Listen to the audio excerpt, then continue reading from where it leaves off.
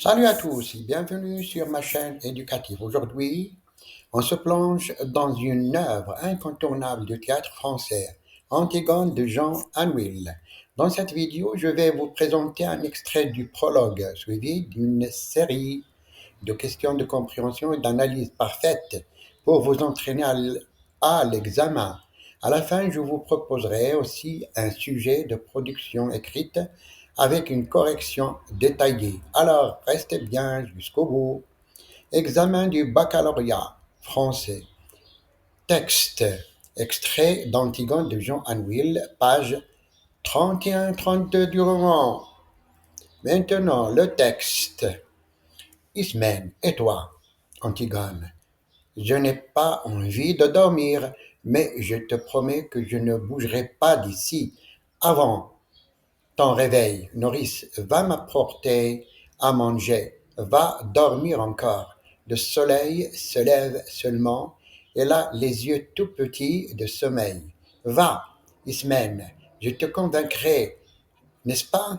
Je te convaincrai. Tu me laisseras te parler encore? Antigone, un peu lasse. Je te laisserai me parler, oui, je vous laisserai tout me parler. Va dormir maintenant, je t'en prie. Tu serais moins belle demain. Elle la regarde sortir avec un petit sourire triste. Puis elle tombe soudain, lasse, sur une chaise. Pauvre Ismène. La nourrice entre. Tiens, te voilà un bon café et des tartines. Mon pigeon mange. Antigone, je n'ai pas très faim. Nourrice, la nourrice, je te les ai grillés moi-même et beurrés comme tu les aimes. Antigone, tu es gentil, nounou. Ça veut dire nourrice. Je vais seulement boire un peu. La nourrice, où as-tu mal, Antigone? Nulle part, Nono. Mais fais-moi tout de même bien chaud, comme lorsque j'étais malade. Nono, plus forte que la fièvre. Nono, plus forte que le cauchemar. Plus forte que l'ombre de l'armoire qui ricane et se transforme l'heure en heure sur le mur, plus forte que les 1000 insectes de silence qui rongent quelque chose quelque part dans la nuit, plus forte que la nuit elle-même, avec son hurlement de folle qu'on n'entend pas, nounou, plus forte que la mort. Donne-moi ta main comme lorsque tu restais à côté de mon lit. La nourrice. Qu'est-ce que tu as, ma petite colombe? Antigone, rien, non. Je suis seulement encore un peu petite pour tout cela. Je répète, je suis seulement encore un peu petite pour tout cela, mais il n'y a que toi qui dois le savoir. Maintenant, on passe aux questions de compréhension. Sur 5 points, 5 questions. Chaque question vaut un point. Question 1. Vrai ou faux? Antigone a un amoureux et elle le cache à sa nourrice. Vrai ou faux? La réponse, vrai. Antigone avoue à la nourrice qu'elle a un amoureux, mais cette révélation est précédée d'un silence et d'une certaine hésitation, suggérant qu'elle garde ce secret. Question 2. Question ouverte. Quel est le sentiment dominant exprimé par la nourrice envers Antigone dans ce passage? Je répète la question 2. C'est une question ouverte. Quel est le sentiment dominant exprimé par la nourrice envers Antigone dans ce passage? Réponse. Un mélange d'affection et d'inquiétude. La nourrice exprime son affection pour Antigone en l'appelant ma petite colombe et ma mésange. Mais elle est aussi inquiète et se sent trahie par le secret d'Antigone. Question 3. Choix multiple. Pourquoi Antigone dit-elle qu'elle est encore un peu petite pour tout cela? Elle se sent trop jeune pour les responsabilités de sa famille. B. Elle est effrayée par les événements politiques de Thèbes, c'est elles se sont dépassées par une situation qu'elles ne peuvent pas pleinement comprendre. Je répète la question 3. Choix multiples, les choix A, B, C. Pourquoi Antigone dit-elle qu'elle est encore un peu petite pour tout cela?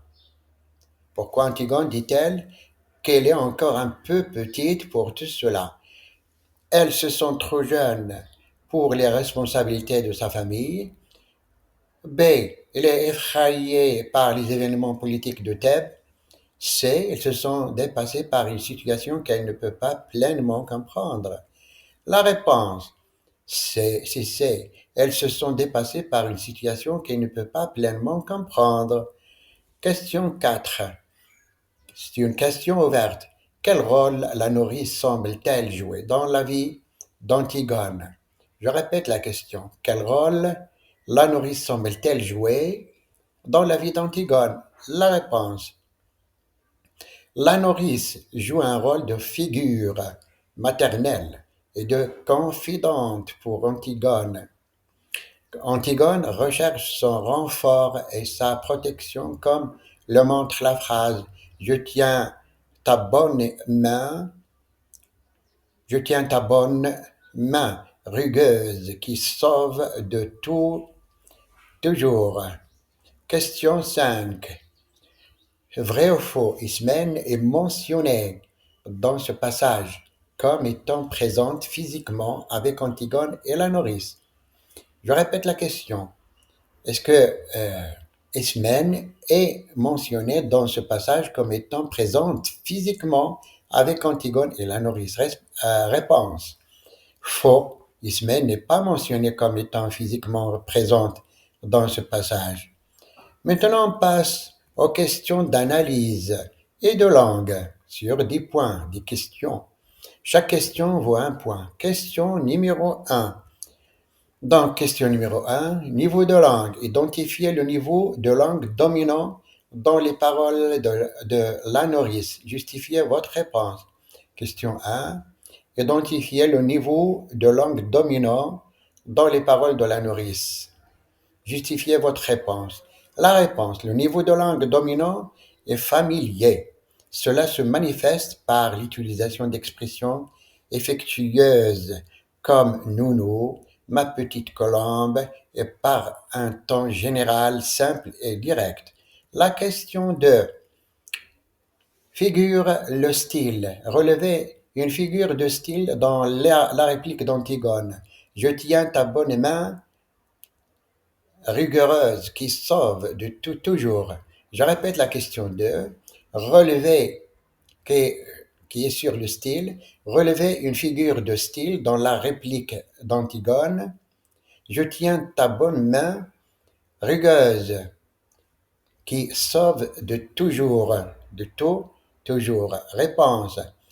C'est un style d'hyperbole. L'idée que la main de la nourrice sauve de tout, toujours est une exagération qui souligne la confiance d'Antigone en elle. Donc c'est une hyperbole. La question numéro 3.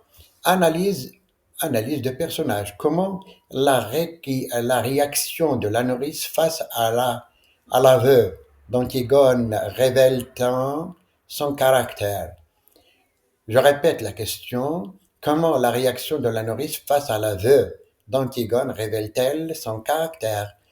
La réponse. La réaction de la nourrice révèle un caractère protecteur et possessif. Elles se sont trahies et s'inquiètent. Elles se sont trahies et s'inquiètent du type de garçon d'Antigone pourrait fréquenter, ce qui montre son attachement et son désir de protéger Antigone. La question 4. Je lis la question 4. Le champ lexical. Quel est le champ lexical dominant dans les paroles de la nourrice lorsqu'elle s'adresse à Antigone? Donnez des exemples. Je répète la question. Quel est le champ lexical dominant dans les paroles de la nourrice lorsqu'elle s'adresse à Antigone? Donnez des exemples. La réponse, le champ lexical dominant est celui de l'affection et de la tendresse.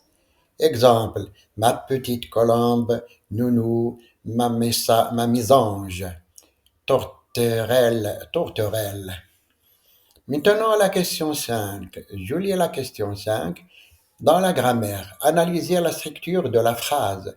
Tu étais ma préférée, malgré ton sale caractère. Je relis la question 5. Analysez la structure de la phrase. Tu étais ma préférée, malgré ton sale caractère. Réponse. Il s'agit d'une phrase complexe comprenant une proposition principale, tu étais ma préférée, et une proposition subordonnée circonstancielle d'opposition introduite par malgré, proposition, opposition, subordonnée circonstancielle d'opposition, malgré ton sale caractère. Question numéro 6. Interprétation.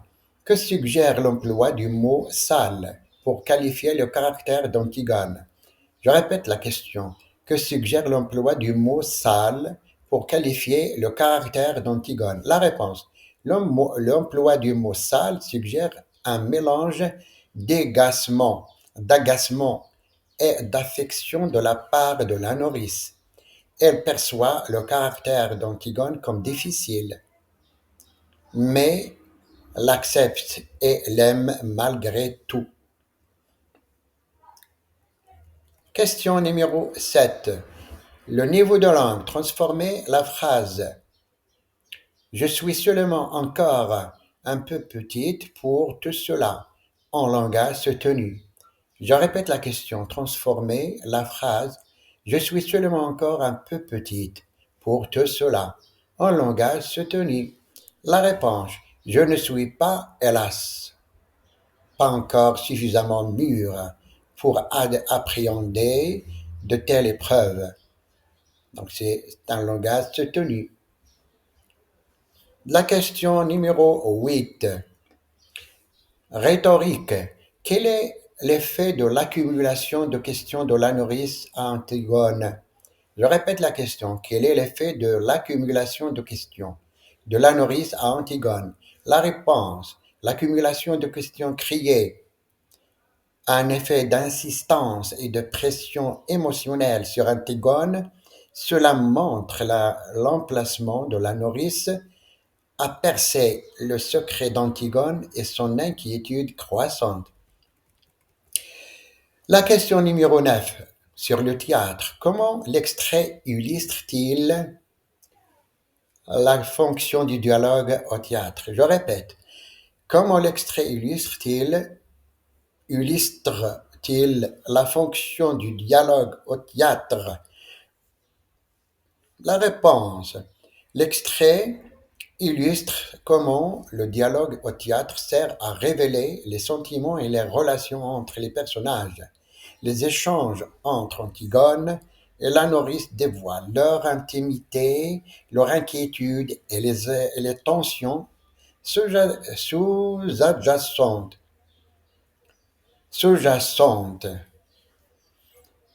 Maintenant, la question numéro 10 dans l'analyse. L'analyse expliquait l'importance du silence dans cet extrait.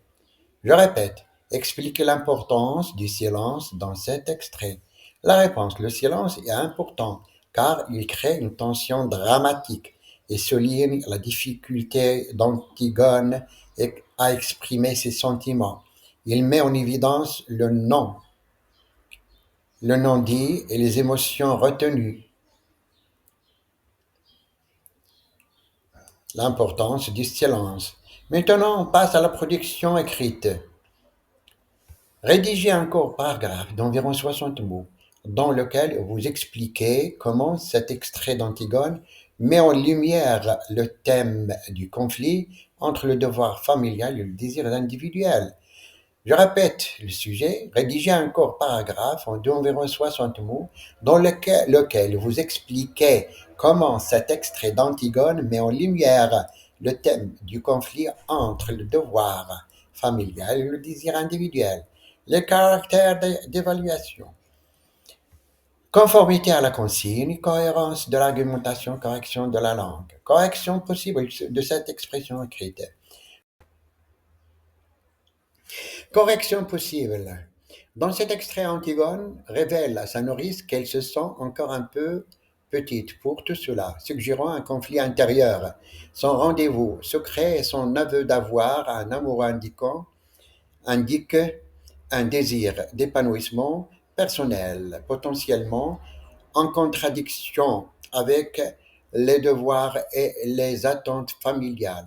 La sollicitude de la nourrice, bien que pleine d'affection, présente également la pression sociale et familiale à laquelle Antigone est soumise, exacerbant ainsi le conflit entre ses aspirations individuelles et son rôle au sein de sa famille. Le résumé possible dans 60 mots. Dans cet extrait Antigone confie à sa nourrice qu'elle a un amoureux, tout en se sentant dépassée par les événements. La nourrice réagit avec un mélange d'affection et d'inquiétude, révélant leur révélation intime. Antigone exprime son sentiment d'être encore un peu petite pour tout cela, soulignant un conflit intérieur face aux responsabilités, aux secrets qu'elle porte. Le dialogue met en lumière la tension entre ses désirs personnels et les attentes de son entourage. Finalement, cet examen est conçu pour évaluer la compréhension du texte, les compétences d'analyse littéraire et la maîtrise de la langue française, tout en respectant les critères pédagogiques du programme marocain. J'espère que cette vidéo vous a aidé à mieux comprendre cet extrait d'Antigone et à vous préparer efficacement pour votre examen. Likez, abonnez-vous et activez la cloche pour ne rien manquer des prochaines vidéos. Et à très bientôt sur la chaîne éducative.